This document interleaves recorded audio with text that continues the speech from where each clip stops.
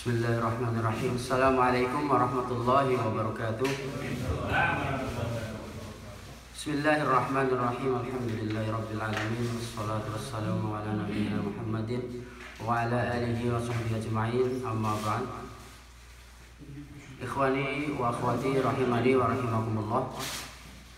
Alhamdulillah, pada pagi hari ini kita masih dapat berkumpul kembali di majelis taklim yang kita cintai ini.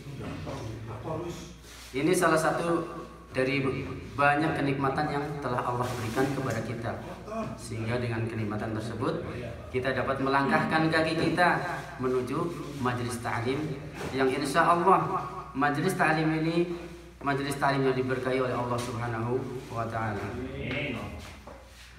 Melanjutkan kajian yang terdahulu, kultum yang terdahulu tentang 10 sunnah Nabi untuk menghidupkan kebiasaan produktif seorang muslim. Karena terlalu banyak yang mau dibahas, kemarin cuma membahas 1-2 ini. Pertama tentang tahajud, kemudian yang kedua tentang membaca Al-Quran.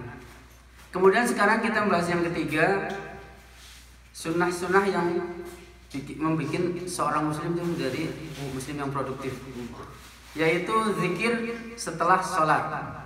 Zikir setelah sholat. Setiap kita pasti bisa zikir-zikir setelah sholat, karena di sana banyak sekali zikir-zikir yang masyru', zikir-zikir yang tidak masyru'. Dalam Al-Quran Allah Subhanahu wa Ta'ala berfirman, A'udzu billahi minasyaitonir rajim.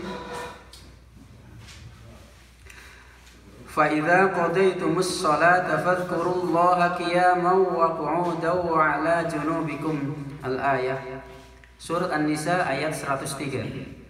Apabila kamu telah menyelesaikan salatmu, ingatlah Allah, yaitu berzikir ketika kamu berdiri, pada waktu duduk, dan ketika berbaring.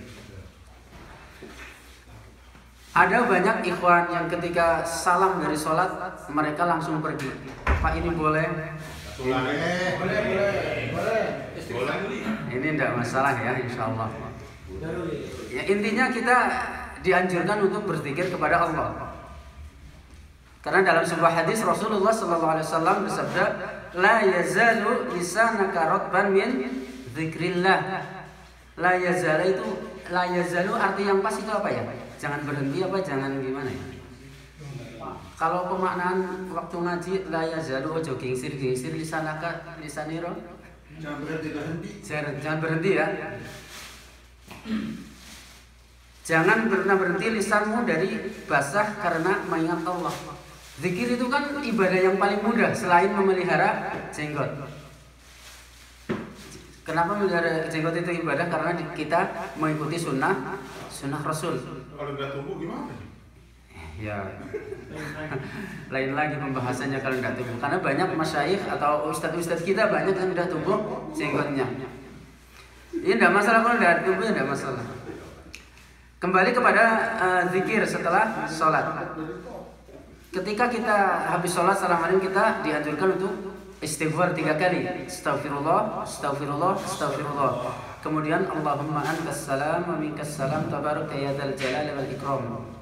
Selanjutnya hafal enggak? Harus hafal dong. Ini zikir yang dianjurkan sama Rasul. Harus dipandu. Apa perlu dibawa ke depan itu? Yang di belakang itu biar dibaca bareng-bareng. Cukup ya. Insyaallah antum semua udah hafal. Karena apa? Kalau udah hafal ini wallahu alam khasarah, kata orang tadi, khasarah kalau udah hafal.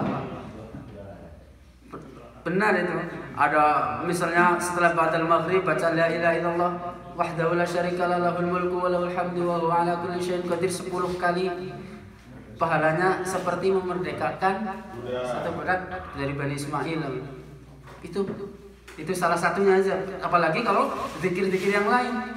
Kemudian zikir-zikir menunggu kita kepada syuruk.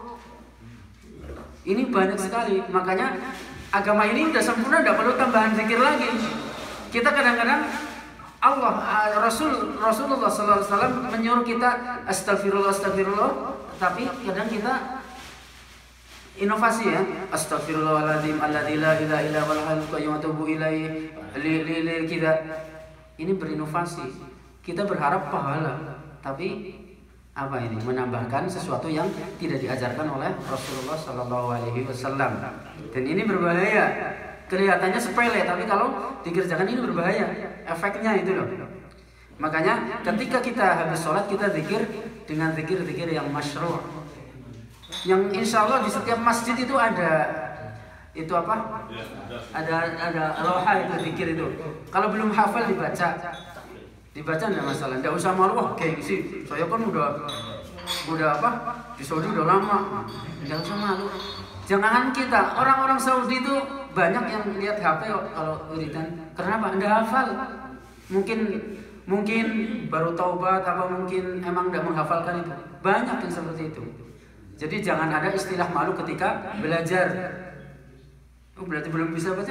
Enggak bisa baca tulisan Arabnya, ya belajarlah. Maksudul kalau tulis Latin itu biasanya suka lain gitu, pengucapannya itu lain. Tulisan Arabnya begini, pengucapannya nanti begini.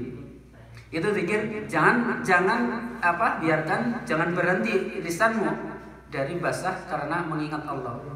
Kemudian dalam Al-Quran Allah juga berfirman, ala bidzikrillahi tatma'innul qulub.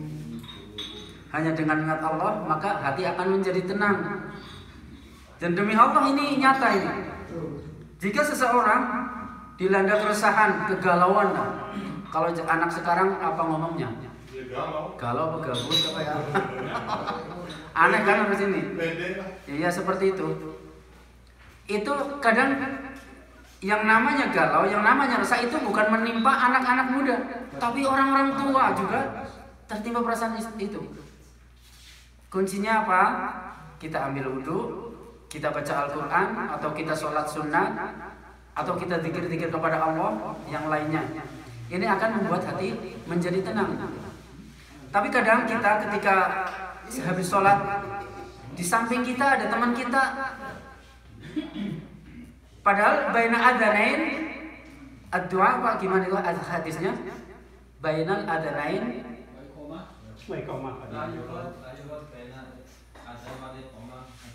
iya, Masya Allah. Tidak ditolak doa antara adzan dan iqamah. Itu kalau kita di sisi kita ada teman kita itu apa? Ngobrol ya. Bukan baca Quran, bukan zikir. Apalagi setelah habis sholat itu disambung biasanya. Itu yang awal itu belum selesai, kemudian to be continue ya. Nanti setelah sholat itu disambung lagi. Lebih penting daripada zikir. Ini saya itu seperti itu biasanya, saya seperti itu kadang-kadang.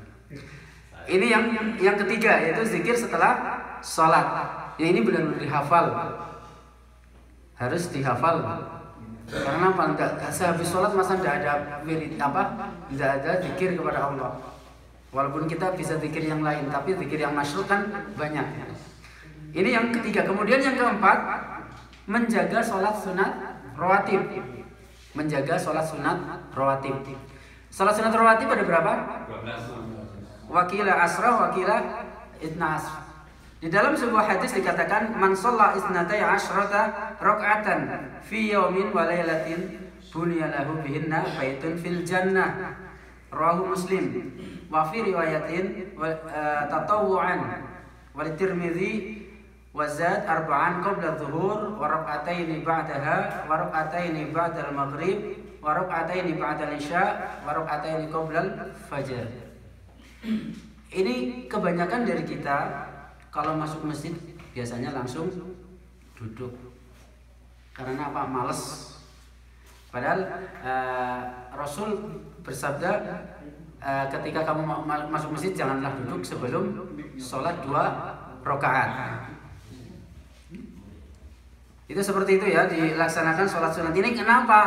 Kalau kita kencang memegang sunnah, dalam artian kita selalu mengerjakan sunnah, maka yang wajib itu akan terasa ringan. Tapi apabila sunnah itu kita remehkan, nanti lama-lama yang wajib yang diremehkan. Percaya tidak percaya ini bisa terjadi loh. Kalau antum menganggap remeh yang sunnah-sunnah, nanti lama-lama ke masjid juga malas. Apalagi sekarang cuma adzan aja yang di speaker di luar. tidak dengar bacaan-bacaan ini. Makanya menjaga sholat sunat rawatib itu sangat kita perlukan untuk mendukung sholat fardu kita. Jika sholat rawatib kita benar-benar mengerjakannya, insya Allah sholat fardu akan terasa ringan bagi kita. Walaupun waktunya sholat fajr itu dingin sekali, itu kita lagi enak-enaknya tidur, kemudian kita refleks kita dengar azan. Kalau tidak ada pertolongan Allah, kalau tidak terbiasa, kita tidak akan bisa bangun. Kita akan terus tidur aja lah. Paling ke kamar mandi cuma buang air kecil, nyambung lagi. Biasanya seperti itu. Karena apa? Setan itu tidak akan berhenti ngajak kita, dikencingin mata kita biar ngantuk lagi. Ini sholat 12 rakaat. Ini janjinya apa? Bunyalahu baitan fil jannah. Rumah di surga lah. Rumah di surga.